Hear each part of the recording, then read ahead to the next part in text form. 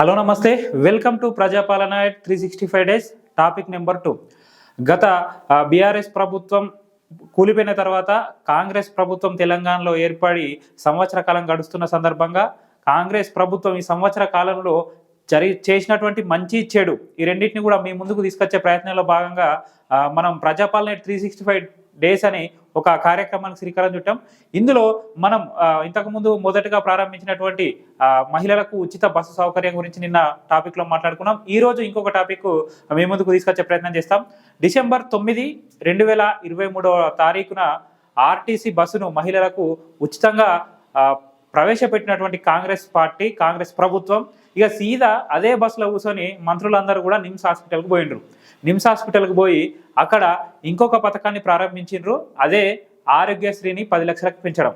ఆరోగ్యశ్రీని 10 లక్షలకు పెంచడం అనేది ఒక మంచి స్కీమ్గా మనం చెప్పుకోవచ్చు. ఎందుకంటే పేద ప్రజలందరూ కూడా హర్షించదగ్గ స్కీము ఈ ఆరోగ్యశ్రీని 10 లక్షలకు పెంచడం. గతంలో తెలంగాణలో బీఆర్ఎస్ ప్రభుత్వం అధికారంలో ఉన్నప్పుడు 2 లక్షలు ఉన్నటువంటి ఆరోగ్యశ్రీని ఆయుష్మాన్ భారత్ను కూడా ఇందులో చేర్చడం వల్ల మీ అందరికీ తెలుసు, ఆయుష్మాన్ భారత్ అనేది కేంద్ర ప్రభుత్వ పథకం. అంతకుముందు వివిధ రాష్ట్రాలు ఆయుష్మాన్ భారత్ను అవలంబించినప్పటికీ బీఆర్ఎస్ ప్రభుత్వం తీసుకోలేదు.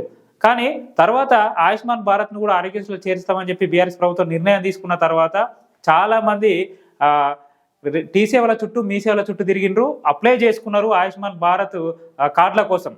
ఆయుష్మాన్ భారత్ కార్డులు అందరికీ రాకముందుకే దురదృష్టవశాత్తు బీఆర్ఎస్ ప్రభుత్వం అనేది కూలిపోయింది. కానీ బీఆర్ఎస్ ప్రభుత్వం కూలిపోవడం వల్ల కూడా ప్రజలకు ఒక మంచి జరిగిందని చెప్పుకోవచ్చు. ఈ విషయంలో పర్టికులర్గా చెప్పాలంటే ఈ విషయంలో బీఆర్ఎస్ ప్రభుత్వం కూలిపోవడం వల్ల మంచి జరిగింది ప్రజలకు. ఎందుకనంటే ఫలితంగా ఈరోజు ఆరోగ్యశ్రీ అనేది 10 లక్షలకు పెరిగింది. సో మనం ఇక్కడనే చెప్పుకోవచ్చు ఆరోగ్యశ్రీ ఎంత మంచి పథకమో. ఒక పేద ప్రజలు అనేది ఆరోగ్యశ్రీ ఎంత మేలు చేస్తుందనే దానికి మనం ఒక ఉదాహరణగా చెప్పుకుంటే, ఒక మనిషి 2 చోట్లకు జీవితంలో మొత్తానికే పోవద్దని అనుకుంటాడు. అది ఒకటి ఏంటంటే పరిస్థితి బాగాలేక పోలీస్ స్టేషన్కు, అట్లాగే పానం మంచలేక హాస్పిటల్కు. ఈ 2 మెట్లు అసలు దొక్కద్దు అనుకుంటాడు. ఒకవేళ ఆ రెండు కడపలని ఇట్లా దొక్కినట్టయితే ఆ మనిషి బయటకు ఎట్లా వస్తాడు అనేటువంటిది కొన్నిసార్లు ఊహించుకోవడం కూడా చాలా బాధాకరం. ఇట్లాంటి సందర్భంలో ఆరోగ్యశ్రీని 10 లక్షలకు పెంచడం అనేది చాలా హర్షించదగ్గ విషయం. ఇందులో అసలు సెకండ్ ఒపీనియన్ కూడా మనం తీసుకోవాల్సినటువంటి అవసరం లేదు. ఎందుకంటే చూస్తున్నటువంటి మీరు, చెబుతున్నటువంటి నాతో సహా చాలామంది ఏదో ఒక రకంగా మనకు తెలిసిన వాళ్ళకు కావచ్చు, మన దగ్గర వాళ్ళకు కావచ్చు, మన బంధువులకు కావచ్చు, మన చుట్టుపక్కల వాళ్ళకు కావచ్చు, ఏదో రకంగా ఈ ఆరోగ్యశ్రీ స్కీమ్ ద్వారా లబ్ధి పొందిన వాళ్ళు ఉంటారనడంలో అతిశయోక్తే లేదు. కానీ ఇక్కడ ఈ ఆరోగ్యశ్రీని 10 లక్షలకు పెంచడం అనేది అందరూ హర్షించదగ్గ విషయమైనప్పటికీ కొన్ని ఇందులో ఒక మైనస్ పాయింట్, అది ప్రజల నుండి వస్తున్నటువంటిది మనం కూడా మీ ముందుకు తీసుకొచ్చే ప్రయత్నం చేస్తూ ఉన్నాం. కార్పొరేట్ హాస్పిటల్ ఎప్పుడైతే ఈ కార్పొరేట్ వ్యవస్థ అనేది ఎప్పుడైతే హాస్పిటల్లోకి చేరిందో అప్పటి నుంచి సర్వనాశనమైంది. ముఖ్యంగా ప్రజలందరికీ దేశవ్యాప్తంగా ఉన్నటువంటి వాళ్ళకు కావచ్చు, ప్రపంచవ్యాప్తంగా ఉన్న వాళ్ళకి కావచ్చు 2 కావాలి.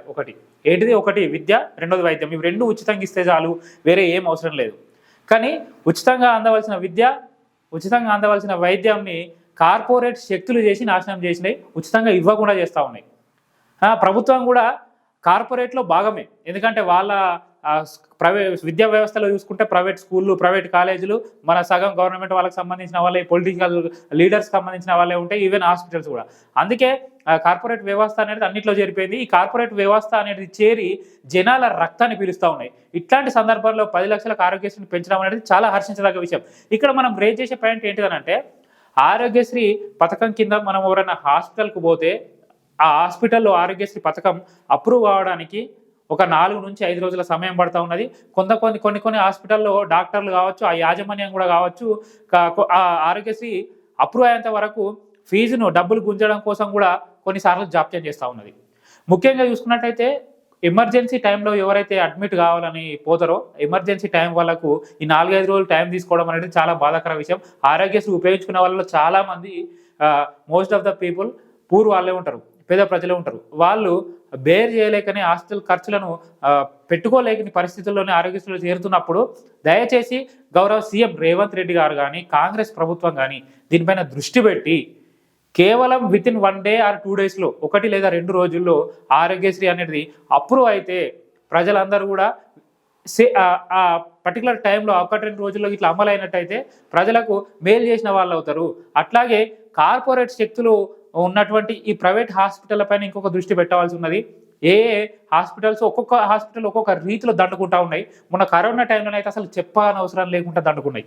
సో ఈ 10 లక్షలకు ఆరోగ్యశ్రీ పెంచడం అనేది ఒక మంచి పథకంగా ప్రవేశపెట్టినటువంటి గౌరవ సీఎం రేవంత్ రెడ్డి గారు, కాంగ్రెస్ ప్రభుత్వం.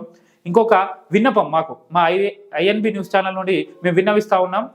ఈ ప్రైవేట్ హాస్పిటల్స్ ప్రజల రక్తం పీల్చకుండా ఏ టెస్ట్కి ఎంత చేయాలి, ఒక ఎక్స్రేకి ఎంత చేయాలి, ఒక ఎంఆర్ఐకి ఎంత చేయాలి, ఒక ఇట్లా ఒక పర్టికులర్ ఒక రక్త పరీక్షకి ఎంత చేయాలి అనేటువంటి రేట్లను కనుక ఫిక్స్ చేసి దీనికి ఇంతే తీసుకోవాలి, ఈ ఎంఆర్ఐకి ఇంతే తీసుకోవాలి, ఈ ఎక్స్రేకి ఇంతే తీసుకోవాలి అని చెప్పి ఒక పర్టికులర్ రేట్ను కనుక ఫిక్స్ చేస్తే ప్రజలందరూ మీరు మేలు చేసిన వారు అవుతారు.